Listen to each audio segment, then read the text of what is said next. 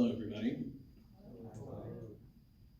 I'm Carlo Arosqueta, and I have the honor of being the officiator, master of ceremonies, whatever you want to call it. I'd like to start by saying that I'm not okay. I'd also like to start by saying I'm not sure why I was chosen, because I have a terrible habit of using humor to mask any type of pain or awkwardness. So if I say something funny and you laugh, it's okay. And it's okay if you don't.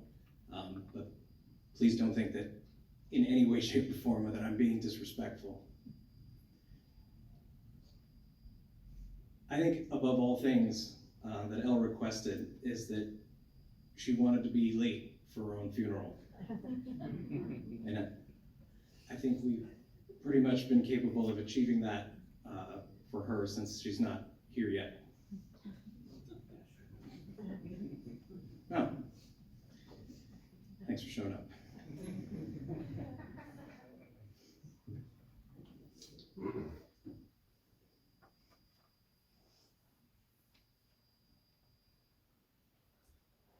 I'm gonna try real hard to get through all this. We'll see how far I get. The words that I will say, I'll say for me, because memorials are for the living. And the words that I'll use to remember my friend in all the forms that my friend had. So in the end, if you want to come up here and tell a story about Lon, or tell a story about Elle, or just a story about your dear friend that is gone, please come up and share your words about your friend.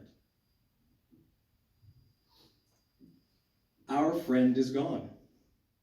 And what matters is we remember their impact on our lives and share that with those who were able to make it here today. Ever since she got sick and started talking about death, I've thought about what it would be that I would say if I found myself standing right here. What do you say about someone who was there for 31 years of the most important years of your life? First as Lon, and then as Elle, I was lucky to know so many facets of my friend's life. My friend was there when I started to drive. My friend was there when I turned 21, or so I was told. When I got married, changed jobs, had kids, and lost other loved ones. So, how can I possibly condense 31 years of life down to a single speech at a single memorial? To do it justice, I'd be here for weeks, and I still wouldn't run out of stories to tell. So what do I talk about? Do I talk about how we first met? My dad got a job teaching at Hampton-Sydney. We moved cross country from Southern California to Farmville, Virginia. I already had an interest in computers, and at the time had an already very ancient Commodore 64. In all reality, I was a punk kid, high school kid, a Hampton-Sydney faculty kid, living on campus, and found myself somehow to the basement of the theater where the computer center was. I saw this long-haired freaky person, and I thought, this guy is not Farmville. He seems super smart, and I'm going to bother the living crap out of this guy until he's my friend. Because when you're 16, that's pretty much the only strategy you know. This basically took the form of walking in and hanging out in his office any chance I had after school. I can't tell you how many times he flat out chased me out of his office, told me he had work to do and I had to leave. So I did, and then I came back. Looking back now, as something resembling an adult, I think back at how ridiculous the whole scene must have been and how much of an awkward position I must have put my friend in. Here was this faculty kid, You can't just tell them to get the hell out of your office. College professors are kings and queens of campus. But he still had work to do, and having your boss walk into your office seeing you hanging out with some faculty kid had to be at least a little weird, right? So maybe I don't talk about that. Maybe I talk about my friend's influence on my career. Elle was the reason I realized that I could make something of a career out of messing with computers.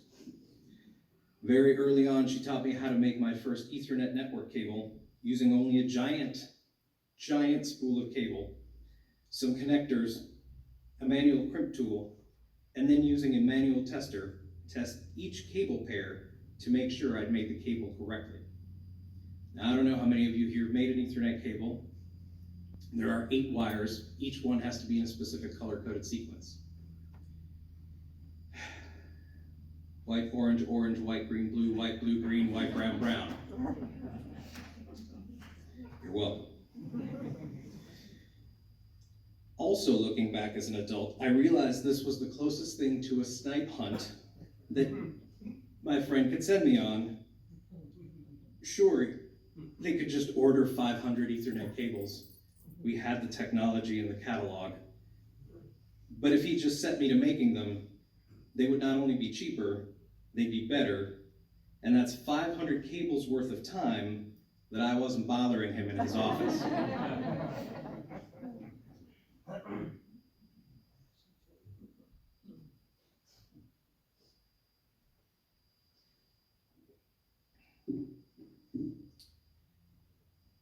The day Elle passed, I just signed my offer letter to go work for Google. Before I'd heard the news, I was thrilled, and I couldn't wait to tell her. After the news, I realized it was just one of what will become a string of victories and defeats in my life that I will no longer get to share with her. I won't get to email her from my @google.com email address and tell her that I made it. Then get lectured about all the evils of Google and what they do, just so she could get me mad, and then we could argue about it for hours, which she loved to do. I think everyone in this room has at least once gotten into an argument, Marcus, with Elle.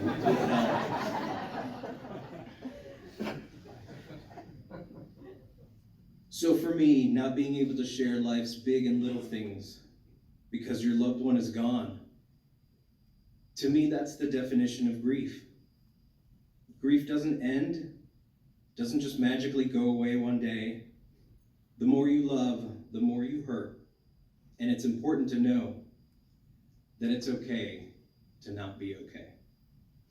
It's okay to be angry, to be sad, to forget they're gone, and then remember as you reach for your phone to text them. They meant a lot to you, and that's okay too. Elle was my mentor, not just in my career, but in life. Hundreds of hours spent learning how to dissect an argument, using tactics that I'd had used against me right back at her, learning analytical thinking skills that help me even to this day. Elle was and is so much to me, and I'm sure to many of you as well. One of my best friends, my brother in arms, my willing accomplice, my enabler, my sounding board, but I think most importantly, Elle provided me a place to go for a special dose of the most wonderful weirdness that made me feel welcome and safe during what I now, again, as an adult, realize was a mostly feral teenage life. As a parent, I can't even imagine that my kid would be gone for days, no cell phone, just hanging out at various people's houses, sometimes coming home at 6 a.m., sometimes not. There was all the makings for ending up in very bad situations that I didn't, thanks to Elle. I also have to thank Mary Jo for letting the shenanigans continue even after she'd married and moved in. She could have easily said the party was over, but she didn't. She probably regretted it sometimes when we were entirely too loud and she couldn't sleep. But I'm super thankful to her for letting me and several other feral misfits have a place to go. Do I talk about how I was introduced to an online game that went on to be a mental escape and sanctuary from everything that was against me, being that Southern Californian transplant here in Farmville? A game where I not only made new friends, but Elle met Mary Jo. Elle introduced me to Moral Decay, a text-based game living in a computer somewhere in the sub-basement of the University of South Florida. By today's standards, that game is a dinosaur, but it was the foundational idea that later went on to be an entire gaming industry. For me, and eventually the rest of my misfit crew that I got hooked on it, it was the source of hundreds, if not thousands of hours of camaraderie and merriment. And it wasn't until I had to write these words that I realized she probably introduced me to the game as a way to get me out of her office and keep me busy after I made more Ethernet cables than Hampton City will possibly ever use in its lifetime. In the later years, as her health declined, every time I came to visit, I left wondering if it would be the last time I saw her. I would run through the stages of grief every time on my long drive back to Northern Virginia. It was awful, but it was worth it when I got to be wrong and see her again. This time I'm just mad. I'm mad my friend is gone. I'm mad I won't ever get to ask her all the questions I still have left to ask. To tell me more stories about her time as a roadie with the Bengals. And show me all the photos again. To tell me about the one-person interpretive dance complete with hand gestures that she'd invented for Pink Floyd's Comfortably Numb. To give me the recipe for the crazy delicious and insanely spicy Rotel cheese dip that I'd never had in my life, that I unashamedly ugly ate by the handful with her hanging out in the trailer. Elle had all kinds of vast and varied knowledge to share beyond computers. She taught me how to rebuild a carburetor when my car desperately needed it, and I was too poor to afford to have someone do it for money. She taught me randomly one day how a surveyor's transit worked. Each one of these explanations turning into hours-long conversations and drinking Mountain Dew. I can't look at a 2-liter of Mountain Dew without thinking about those nights we would stay up all night, watching movies, chatting, hanging out, passing that 2-liter back and forth, egging each other on that it was only 3 more hours until Sailor Moon came on at 6 in the morning, and we could totally make it and run into town, get fresh donuts from Walmart, and come back and make it in time before it started. Or donuts being some kind of offering to Mary Jo when she woke up, for once again probably keeping her up. Maybe I talk about my last visit. My last visit with Elle was wonderful. Seeing her in good spirits, hearing her laugh, talking until she ran out of breath. Byron and I both spent 3 awesome days hanging out with the best version that my friend could summon. She gave me a great gift, the gift of having no regrets, of having been a part of her life until the end. My friend is gone, and I miss the person they were when we met, and the person they finally became. The Lon that was Lon when he was Lon, and the Elle that was Elle when she was Elle. Each one was enough of a friend to make them one of the greatest influences in my life. I'm so thankful that I got to meet them both.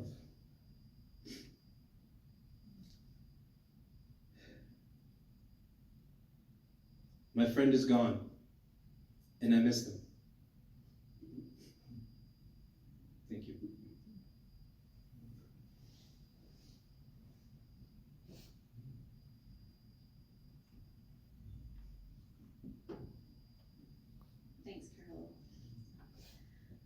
Thank you everyone for coming out today, and I can never say enough thanks for the love that has surrounded our family, Michelle, Melissa, and I, in the past week and a half, and even when Elle was ill. Everyone has been so helpful and supportive and been there for us. In the past week and a half, it's meant so much to hear the stories of how Elle touched so many lives. Friends and family have shared stories, and also there's a large online community that is grieving Elle. She touched so many lives through that community as well. She helped people feel accepted, seen, loved, helped them work through the things that they were trying to figure out for themselves, and also to see things from different perspectives. When I lost my brother back in 2011, a professor at Longwood sent this poem to me, and it meant a lot, and I used a little bit of it when I spoke about my brother, but I want to read the whole thing for you, because it just feels so appropriate when talking about Elle. It's by Donna Markova. I will not die an unlived life. I will not live in fear of falling or catching fire. I choose to inhabit my days, to allow my living to open me, to make me less afraid, more accessible, to loosen my heart until it becomes a wing, a torch, a promise. I choose to risk my significance to life so that that which came to me as a seed goes to the next as a blossom, and that which came to me as a blossom goes on as fruit. I can't wait to see the blossoms from the seeds that Elle planted, and I hope they will go on to bear abundant fruit. Thank you all.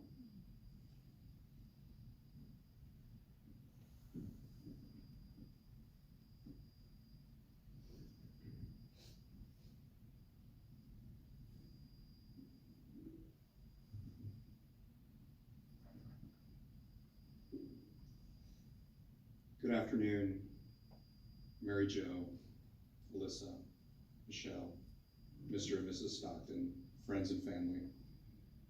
I'd also like to take a little time today to share who Elle was with me, or to me. Elle was so many things to me over the years, 3 decades if the math is right.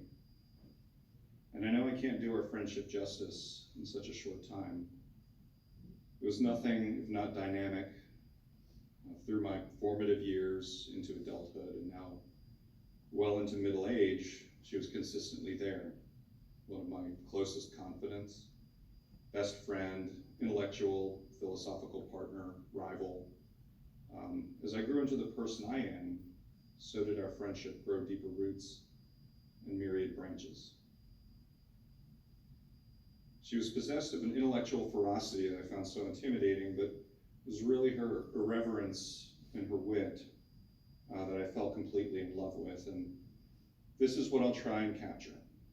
It remained one of our favorite stories to retell, and so I'll share it with you, and I'll try and do it justice. So as Carla already spoke about, we were online gamers, so Elle and I both had a love for gaming, particularly in the early days of our friendship.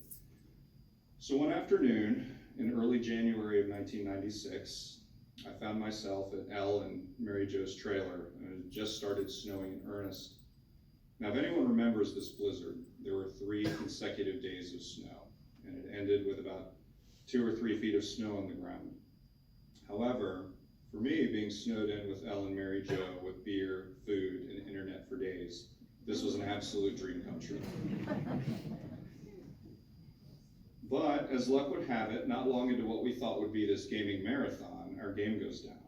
And so we began seeking a replacement. On our virtual travels, we happened upon a game that seemed suitable, and we began deciding what our characters would look like and how they would behave. And so as a warning, this is where I may lose a couple of you, and I apologize in advance. So the description of Elle's character simply read, squinty-eyed, big-nostriled, blonde human. Now, a connoisseur of 90s pop culture may immediately recognize this as Beavis, one half of the eponymous cartoon duo Beavis and Butthead. So as we giggled about this, one of the administrators materialized, no doubt excited by the arrival of new players. And for the next 10 minutes, he began to tell us about the game, and more importantly, the experience they were trying to provide to the players. That is, to generate a rich and immersive world which allowed players to transcend mundane life, to provide a free and non-judgmental environment which allowed people to tell their own stories, limited only by their imaginations. And in order to generate such a world, ripe for storytelling, it requires us to remain solidly in character. Any reference to the outside world was verboten. And once he was done, he stopped to ask if we had any questions. And we sat for a moment in quiet contemplation, because we'd never played a game like this before. And after a pause, Elle turned, faced the gentleman, raised her arms over her head and asked, "Are you threatening me?" We were immediately and permanently banned from the game. And every couple of years, in fact, even this summer, we recall this story and we would laugh and laugh. And, that was our friendship, it was irreverence, laughter, and love. And I'm happy to be able to share that with you. So, Elle, dear friend, I'm honored to have known and loved you, and I wish you fair winds and following seas.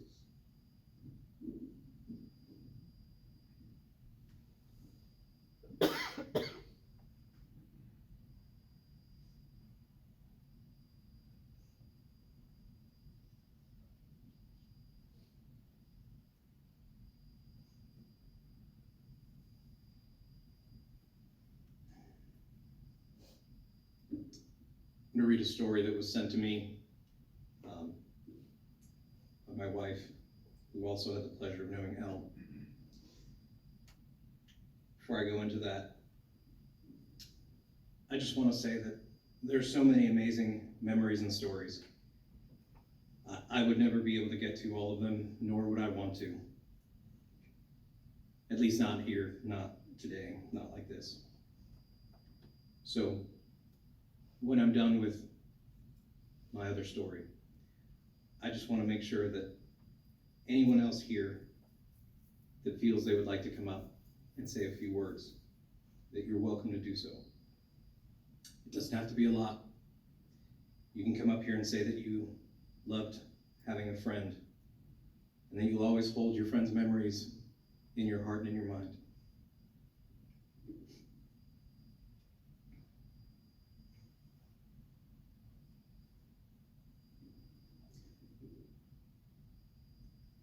My senior year of college at Randolph-Macon Women's College, I had a hand-me-down Apple PowerBook laptop on which I wrote all my papers. This was an upgrade for me, as my very old word processor died sometime during my junior year. I didn't have anything so luxurious as a printer. I dutifully saved my papers on a floppy disk, trotted downstairs several flights to the Mac lab to print out my papers. It was inconvenient, but it was 1992. And the world of submitting papers online was a far distant spot on the horizon. I've long since forgotten the specifics, but one evening I finished a paper, tried to print it, and ran into some kind of technological snag. No problem. I'll call Corlin. In the olden days before cell phones, it was much harder to track someone down when you needed them. I tried his dorm room without any luck. I tried the room down the hall where he hung out. Nothing. Now getting rather desperate because my paper was due that evening, I tried the computer lab at Hampton-Sydney where Carlo worked. Still nothing. Again, please remember this was 1992 and all these calls were from my dorm room and they were costing me a fortune in in-state long distance, and I was a poor college student there on a scholarship. Finally, I realized where Carlo must be, and I called Elle and Mary Jo's, except he wasn't there either. I burst into tears, and in a rush of incomprehensible words, tried to explain my dilemma to Elle, who had answered the phone. I suspect she was amused that my hysteria over a paper I couldn't print was not an actual serious problem. She very calmly and patiently walked me through the steps I needed to take in order to successfully print my paper and turn it all in. All was well. Today, when my daughters giggle with their cousins over FaceTime, Carlo mutters something about billions of dollars in infrastructure, heating and cooling, and engineering knowledge, just so they can tell each other poop jokes. And only when I started telling him the story did I realize that this was the same thing. Elle, off the charts intelligent and highly skilled in technology, took a few minutes from her day to solve a tech problem that was, to her, essentially on the same level as a poop joke. She didn't make me feel stupid for not knowing how to fix it, and she didn't make me feel bad for crying over it. Elle just calmly solved the problem and wished me a good evening. In 1992, I didn't realize how rare that kind of gracious giving of one's self was. In 2022, I am so sad for the loss of such a good soul, but also immensely grateful for the chance to have known Elle. Thank you.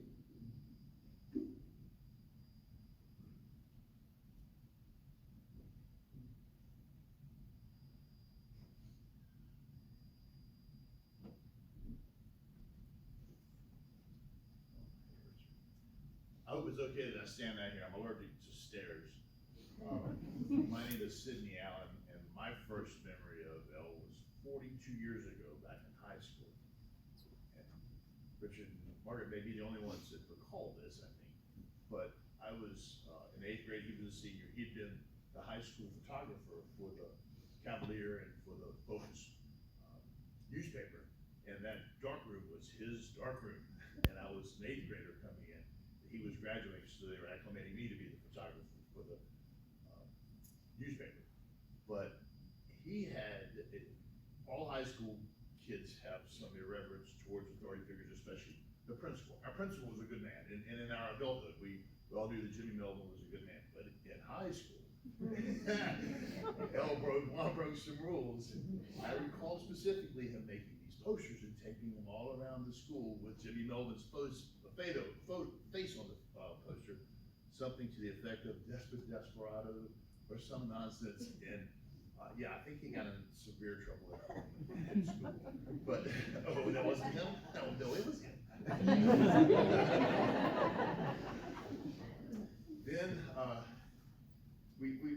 and also my first experience. What a weirdo! But he's one of the smartest men I've ever known in my life. Back in high school, and then as a wonderful neighbor next door to our flower shop. When they moved in, I thought Elle was still just a weirdo, but as I began to know Mary Jo, and bless you, your English has improved so much. They became wonderful friends and the best neighbors we could ever ask for at the flower shop.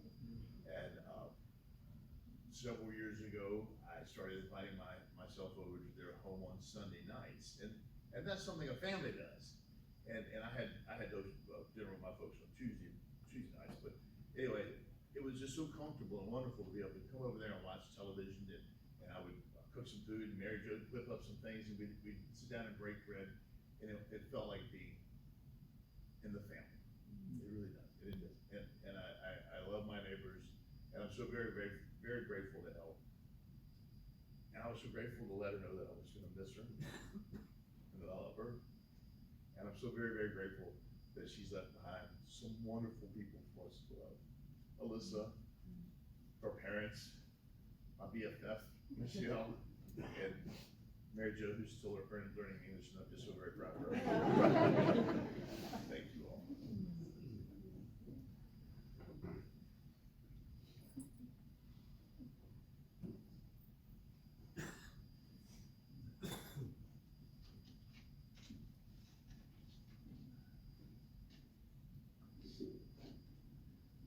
Elle was one of 4 of my very best friends. One of those friends that, although it may have been some time between seeing when we got together, it was just like we'd seen each other yesterday.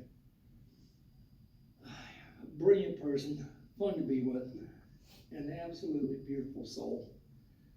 I can't say enough about Elle. I was a nerd in school, into sci-fi, technology, anatomy. I found a kindred spirit in life. We were original trackers. Our true friendship began when I was about 15 or 16. We had typing class together, and we were lucky enough to be put on the 2 electric typewriters at the back of the room. Well, everybody knows that Lon could be a little bit of a smartass. So it was after one of his quippy little remarks, he looked away, so I put his chocolate chip cookies into his electric typewriter. When Ms. Myers gave the order to start typing, you should have seen the look on his face when the chocolate chip cookies started. I'll never forget that. From that point on, we went on to decades of discussions about space travel, science fiction, and technology, and whatever else came to mind, over gallons of coffee, poached eggs, and Frank's apple. Many of the good memories that I have in my life are linked to the soul. We witnessed the rebirth of Star Trek together, which I think best describes our bond. His Spock to my Kirk, which brings me to where we are now.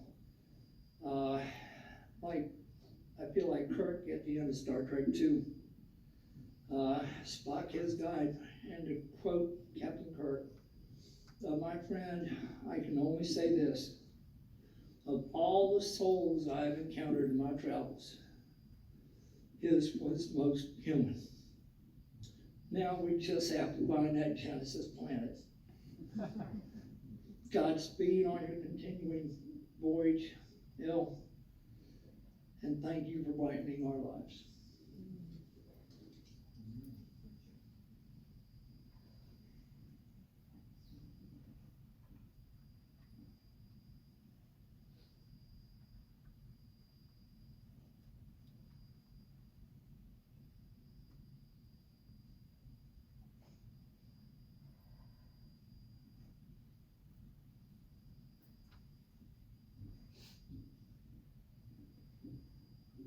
I'm trying to hold it together.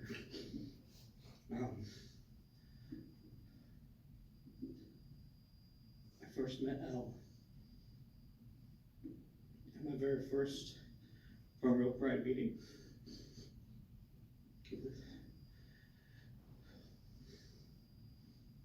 It was the first time that I had gone out in public as myself. I remember that shirt, I still have it. It's the wrong season for it, but I did still wear an open shoulder shirt. Because I remember we sat down with a group of strangers, people we didn't know. We had very recently moved to Cumberland from Midlothian. I had grown up in Henrico. This was a different area for us to be living in. And we were both going through our transitions, dealing with difficulty with family and feeling very disconnected from community. And so coming to that Farmville Pride meeting meant a lot. I don't know that we would have gone back if we had not immediately made friends with Elle. She invited us over. She acted like we were old friends. I mean, she filled us in on who was who and let us know who, had been involved. She complimented me on my shirt, immediately putting me at ease.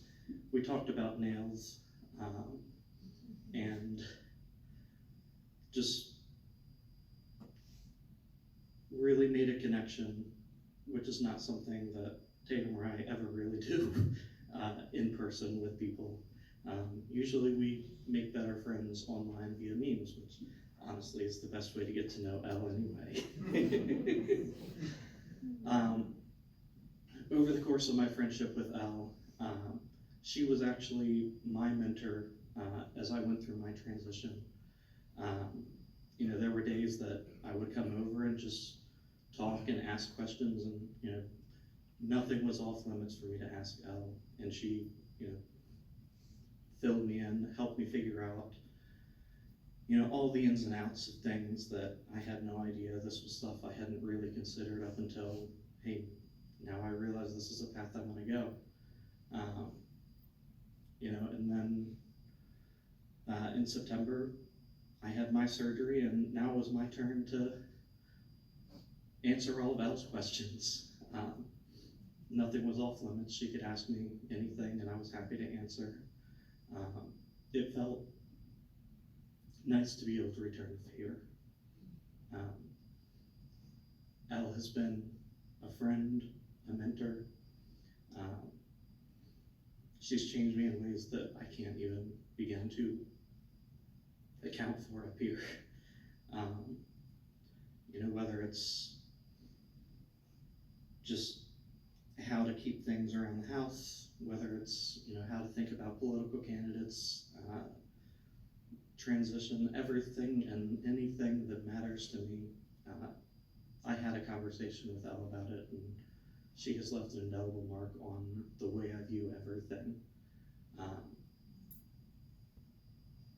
My hope is that I can be that kind of person for at least one other person out there. I don't know that I can have the reach that Elle did. From all the people in here, all the people that I know in the area know Elle, and all the people I know not in the area that know Elle. But I do hope that, I can be someone like Elle for the few people that I do make contact with in my life. Thank you.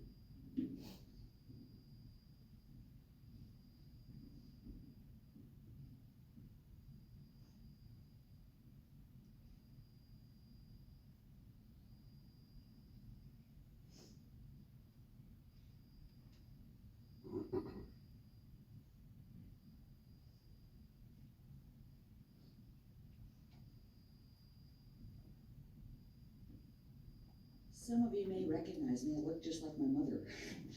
I'm Ann Mayo, and I didn't know Lon or Elle very well. I was the baby sister to Tab Mayo, who was very good friends with Lon and Elle.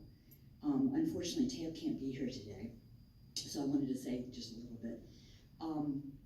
I primarily knew Lon. We had some interchanges, which were, he was teasing me about some things, being the baby sister or whatnot. But what I really remember is he and my brother were running around together. They were having such a good time. And I would come home maybe from college, and Tab would be off forever with Lon and then with Elle and Mary Jo.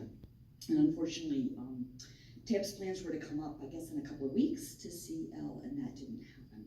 And he's not able to be here today. But I just wanted to say, especially to the parents, that although I'm on the periphery, I also gained a lot from Lon and Elle. And I realize it now as I hear your excuse me.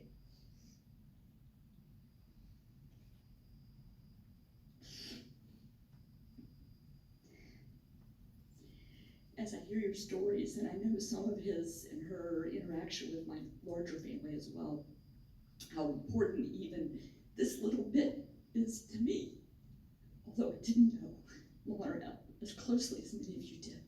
So the reach is really very great and very deep and very big.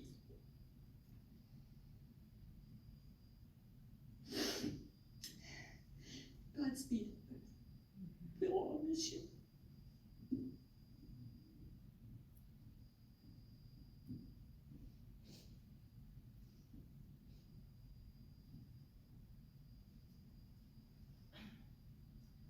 I'm just gonna stand here because everybody knows I don't need a microphone, and neither did Elle. Elle was one of the only people I knew in my life where I never not once had to doubt whether I could say anything I wanted to say, be any way I wanted to be. I think we were both the kind of people that get told by others that we're a little too much. And Elle just was overjoyed with being that person in the world. I don't think any time I ever talked with her, we had all sorts of debates. I never saw her shrink back or ask for forgiveness or act like she really gave a shit. And I grew up in a place where I never had that sense of comfort and ease with myself when I was younger.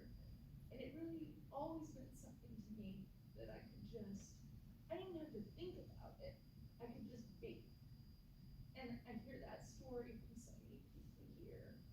And I just wanted to say how much I appreciated that. And I think probably a lot of the people out there in the world who knew Elle virtually but not personally have that same feeling, and they're not here right now. So I'm here to speak.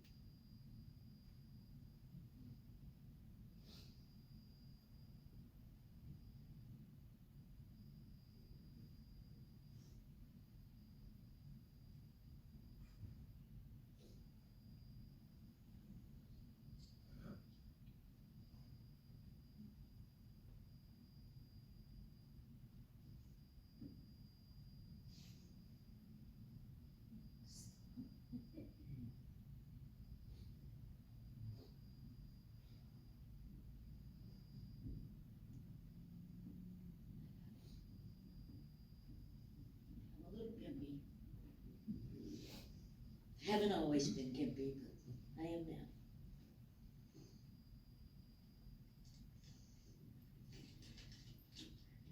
I wrote it down because I knew when I got here I wouldn't remember anything. And I wanted to say a little bit about my friend.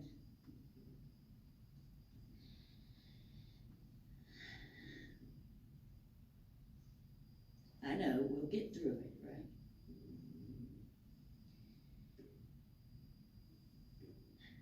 We're here to celebrate our friend's life.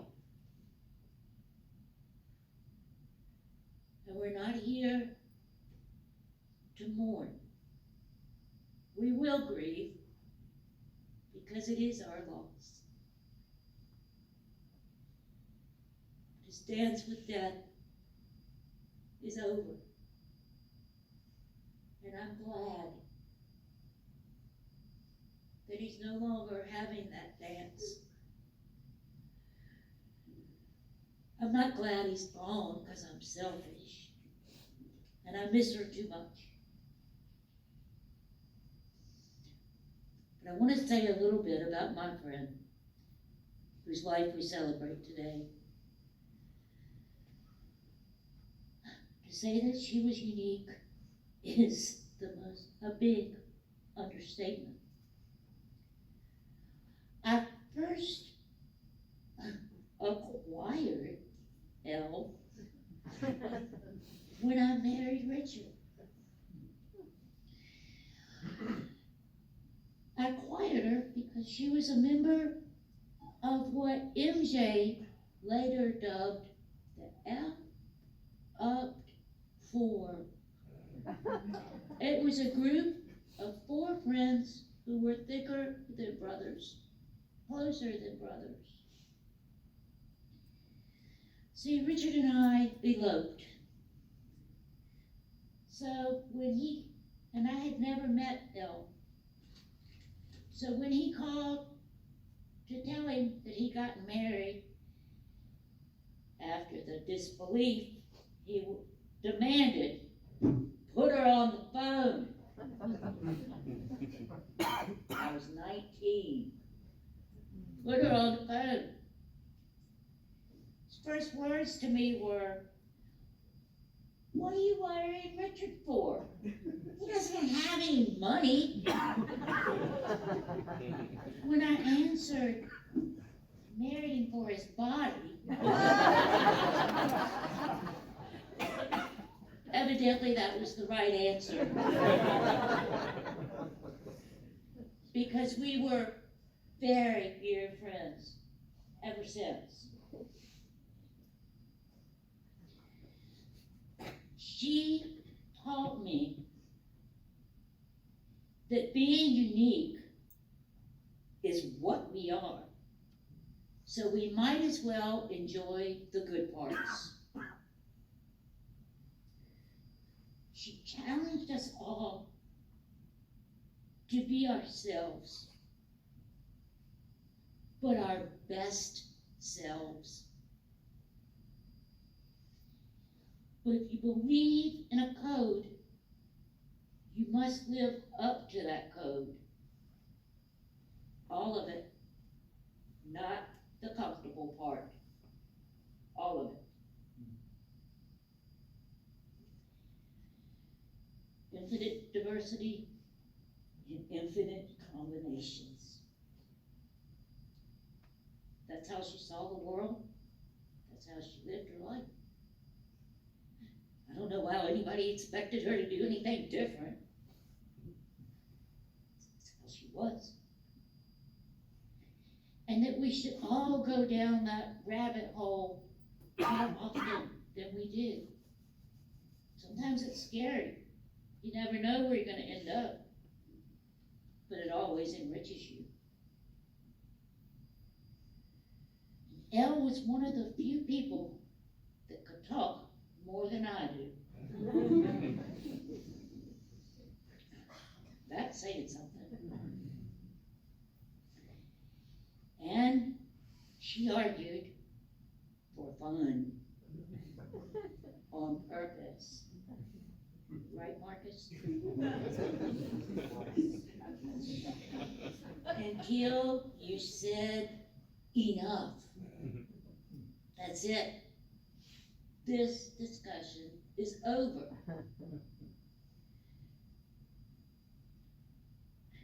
Period. When you cried enough and threw up the flag, okay, you can move on from there. It's okay. We drank a lot together. Coffee and tequila. As a matter of fact, when I first met in person, it was Elle. They were convinced there was no such thing as good tequila. I had to educate this person. But first, we had to drink some bad tequila. A lot of it. And then find out that yes, there is good tequila. Which I won that argument. Write it down. That's great, isn't it? I think I may be the only person that can say that I actually won an argument with Elle. But we camped, we got mad, we got glad, but mostly we laughed. We laughed a lot. She found her soulmate in this life. Her dream come true. Absolutely, her dream come true. I don't know if MJ knows how much of a dream come true that she was in Elle's life. I remember how excited, how very excited Lon was when he met this person online, and how crazy we told him he was. And then he went to meet him, and we told him he was crazier still. And then they got married. Of course, we didn't think he was crazy by then, because we had met her. We thought she was crazy. We were wondering what was wrong with her. We still think she's crazy, but we love her. She had a couple of beautiful offspring. One which was a total surprise. We love them. They're both beautiful, and they were both adored. Absolutely. And will carry on those wonderful genetics. And Elle never gave up. Well, she wanted to sometimes. was tired of dancing with them. She stayed on as long as she did because she loved her family and her friends.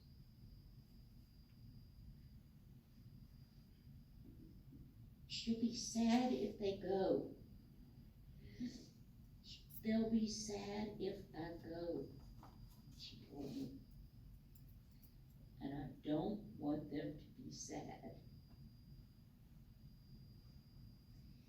I have to stay for as long as I can because I don't want anybody to be sad because of me.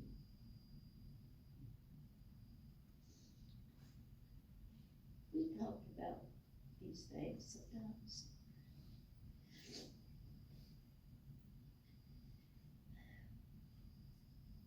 And she didn't want us to be sad because of her. So when you remember her happily, huh? Elle was unapologetically herself. And if you didn't understand her, she'd be glad to explain herself to you at length. Thank God for her. Thank God that I was a small part of her life and she was a large part of mine. Thank God I inherited her when I married Richard. I will always be unapologetically and forever her friend. She will always be missed. She will always be in my heart. But may we always carry her love and her spirit and her non-judgmental ways with us.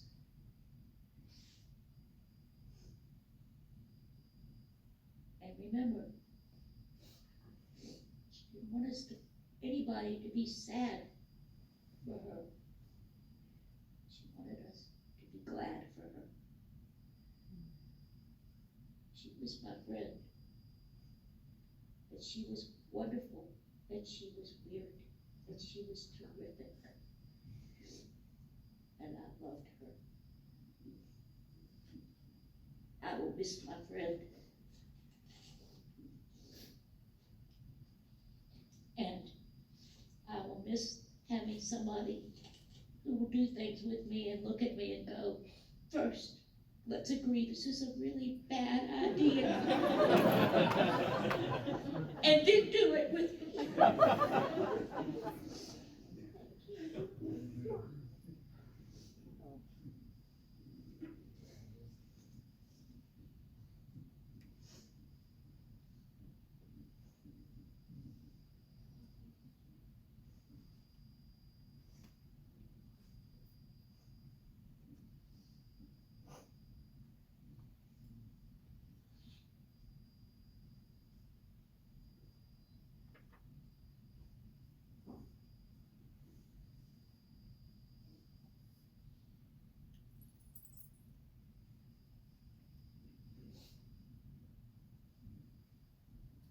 Seems like everybody's said their piece now. Thank you all for coming.